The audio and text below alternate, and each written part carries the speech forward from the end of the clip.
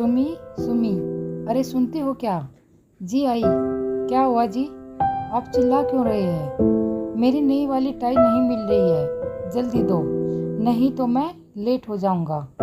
आज ऑफिस में खास मीटिंग है, भगवान ने चाहा तो मेरा प्रमोशन हो जाएगा। क्यों नहीं जी, आप इतनी मेहनत जो करते हैं, सुमी ने कहा। नरेंद्र अपनी टाई लेकर जा चुका था। सुमी बाहर आई व नरेंद्र व बच्चों को फटाफट नाश्ता कराया। अच्छा प्रणाम माँ, नरेंद्र ने अपनी माँ प्रभा देवी से कहा। जीते रहो, खूब तरक्की करो जी, कहकर नरेंद्र चला गया। सुमी ने भी ऑल द बेस्ट बोला, लेकिन नरेंद्र ने कुछ नहीं सुना, न जवाब दिया। सुमी नरेंद्र की पीठ देखती रह गई। तभी बच्चों की गाड़ी का हॉर्न बजा। सुमी ने अपने स्कूल बस में बैठाया, वह बाय बोला। तभी प्रभा देवी की आवाज़ उसे सुनाई दी। अरे आज नाश्ता मिलेगा या नहीं? जी आई माँ जी, कहकर सुमी अंदर की तरफ मुड़ गई। माँ जी नाश्ता करके मंदिर जा चुकी थी। सुमी ने अपने लिए चाय चढ़ाई, वह कुछ पुरानी सोचों में गुम हो गई। मैं सुमी, उम्र 34 साल, मध्यम वर्ग परिवार से हूँ। मेरी ससुराल में मेरे पति नरेंद्र, मेरी सास प्रभा जी व मेरे ससुर शंकर प्रसाद है। मेरे 2 बच्चे हैं। मेरे पति एक प्राइवेट कंपनी में अच्छे पद पर है। मेरे ससुर की एक कपड़ों की दुकान है, वहीं पर उनका ज़्यादातर समय बीतता था। लेकिन पिछले 5 सालों से वह बिस्तर पर है, क्योंकि उनको पैरालिसिस अटैक के चलते उनके बाएं हिस्से ने काम करना बंद कर दिया था। हाँ, लेकिन उनका दायां हाथ हिल-डुल सकता था, इसलिए उनके बेड के सिरहाने एक घंटी रख दी गई थी, ताकि उनको जब भी ज़रूरत हो वह उसे बजा सके। तभी घंटी की तेज आवाज़ से सुमी को सोच की गहराई से बाहर निकली। उसने देखा चाय उबल कर पूरी स्लेब पर फैल चुकी थी।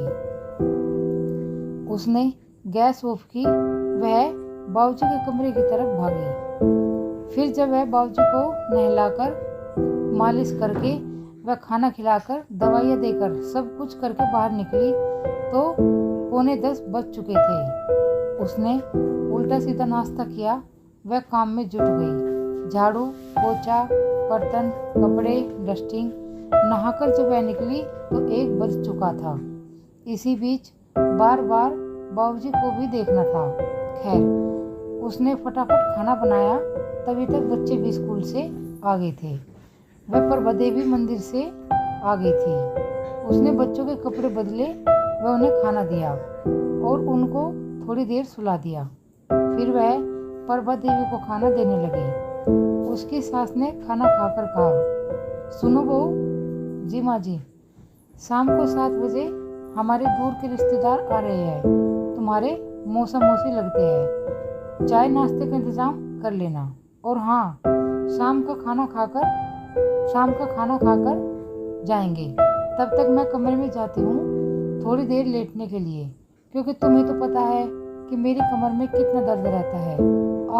मेरी कमर, कहकर प्रभा देवी कमरे में चली गई। इसके बाद उसने बाबूजी को खाना खिलाया, दवाइयाँ दी, मालिश की। वह खुद खाना खाकर रसोई साफ की, बर्तन साफ किए, छत से कपड़े लाई, कपड़े तह किए। तब तक 4:45 बज चुके थे। तब तक बच्चे भी जाग गए। उसने बच्चों को दूध दिया व उनका होमवर्क कराया। तब तक 6:30 बज चुके थे। फिर नरेंद्र के ऑफिस से आने के बाद नरेंद्र व प्रभा देवी ने चाय पी, इधर उधर की बातें की। तभी रिश्तेदार भी आ गए और सुमी उनके चाय नाश्ते व खाने के इंतजाम में लग गई। बीच बीच में बाबूजी जब भी घंटी बजाते तो या तो नरेंद्र बोलता, सुमी देखो बाबूजी बुला रहे हैं, या प्रभा देवी बोलती, अरे बहू तुम्हारे बाबूजी बुला रहे हैं। फिर सबने खाना खाया व रिश्तेदार चले गए। उनके जाने के बाद सुमी ने पूरा किचन समेटा, बर्तन साफ किए, हॉल को ठीक किया। तभी नरेंद्र की आवाज़ आई, सुमी मेरा दूध ले आओ, मैं सोने जा रहा हूँ, मुझे सुबह ऑफिस भी जाना है। जी, सुमी ने बस इतना कहा। यह एक दिन का काम नहीं था, सुमी की ये दिनचर्या पिछले 5 सालों से थी। ना तो रात में अच्छे से सो पाती, क्योंकि रात में जब भी उसको नींद आती तुरंत घंटी बज जाती। वह नरेन उससे बोलता, जल्दी उठा करो, खुद तो दिन में सो लेती हो, तुम्हें घर में कुछ काम वाम तो है नहीं। वह नरेन का मुंह देखते रह गई। उसने कब ड्राइंग रूम में सोना शुरू किया नरेन को कुछ पता नहीं चला, या फिर वह पता करना भी नहीं चाहता था। सुमी 34 की उम्र में 44 की दिखने लगी थी। उसे हर जगह घंटे की आवाज़ सुनाई देती थी, बाजार, बेडरूम या फिर नींद में भी। उसने नरेंद्र से बात करने की कोशिश की तो उसने चिल्लाकर पूरा घर सर पर उठा लिया। सुमी के लिए बात को संभालना मुश्किल हो गया। यह क्यों नहीं कहती कि मेरे माँ बाप तुम पर बोझ हो गए हैं और तुम चाहती हो कि मैं इन्हें घर से बाहर निकाल दूं। जब प्रभा देवी ने यह सुना तो उन्होंने अपना सीना पीट लिया। हे भगवान, यह दिन देखने से पहले हम मर क्यों नहीं गए। नरेन, मैं और तुम्हारे पापा ने तुम्हारे लिए क्या क्या नहीं किया। क्या यही देखने के लिए हमने तुम्हें पैदा किया था। वह बुरी तरह से रोने लगी। सुमी को तो काटो तो खून नहीं वाली हालत थी। उसके बाद फिर सुमी ने कुछ नहीं कहा। उसकी नंदे व सभी रिश्तेदार भर भर के बाबूजी का हालचाल पूछने आते, लेकिन सिर्फ ड्राइंग रूम तक। कोई उनके कमरे में नहीं झांकता। सब खाते पीते पूरा दिन आराम करते व निकल जाते।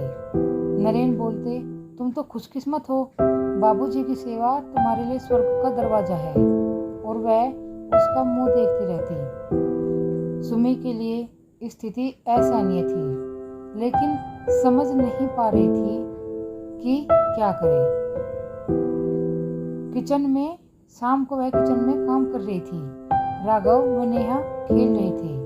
अचानक दोनों में झगड़ा हो गया तो नेहा राघव को मारने दौड़ी। सुमी ने किचन से चिल्लाकर कहा, मत लड़ो, लग जाएगी। लेकिन वह नहीं माने। मजबूरन सुमी को गैस बंद करके बाहर आना पड़ा। रुको, उसने कहा। तब तक राघव भाग गया, लेकिन उसने नेहा को पकड़ लिया। वह तुम्हारा भाई है, क्या हुआ अगर उसने तुम्हें मार दिया। नेहा ने माँ का हाथ पकड़ते हुए कहा, माँ, बात वह नहीं है कि उसने मुझे मारा, बात सही व गलत की है। मेरी टीचर कहती है कि जुर्म करने से ज़्यादा गुनाहगार जुर्म सहने वाला होता है। अगर आज मैंने यह मारने वाली आदत राघव की नहीं रोकी तो उसकी हद बढ़ जाएगी, कहकर वो वहाँ से भाग गई। 11-12 साल की बेटी के मुंह से यह बात सुनकर सुमी जमीन पर बैठी चली गई। इतवार का दिन था। सुबह को 9:30 बजे थे। नरेन सो रहा था। प्रभा देवी नाश्ता करके मंदिर जाने की तैयारी कर रही थी। तभी घंटी बजने की आवाज़ आई। सुमी ने सुनकर भी अनसुना कर दिया। तभी दूसरी बार घंटी बजी। सुमी ने तब भी अनसुना कर दिया। तभी प्रभा देवी ने चिल्लाकर कहा, सुमी, सुन नहीं रहा क्या, घंटी बज रही है। माँ जी, मैं किचन में हूँ, बिजी हूँ, आप जाकर देखिए। क्या कहा, जरा फिर से कहना। अरे क्या शोर शराबा मचा रखा है, कम से कम एक दिन तो आराम से सोने देते। तभी घंटी की आवाज़ आई। नरेंद्र ने लापरवाही से अपनी माँ के पास बैठते हुए कहा, सुमी, जाओ देखो, बाबूजी बुला रहे हैं। सुमी ने अनसुना कर दिया। फिर नरेंद्र लगभग चिल्लाते हुए बोला, मैं बिजी हूँ, आप जाइए। क्या कहा, तुम्हारी तबीयत तो ठीक है या दिमाग खराब हो गया है आज तुम्हारा। नरेंद्र ने कहा, मेरी तबीयत बिल्कुल ठीक है और दिमाग भी बिल्कुल सही। सुमी ने कहा। घंटी लगातार बजती रही। उस घंटी की आवाज़ पर मैं ही क्यों, आप या माँ जी क्यों नहीं। बहुत कमा चुकी मैं पुण्य, अब पुण्य आप कमाइए।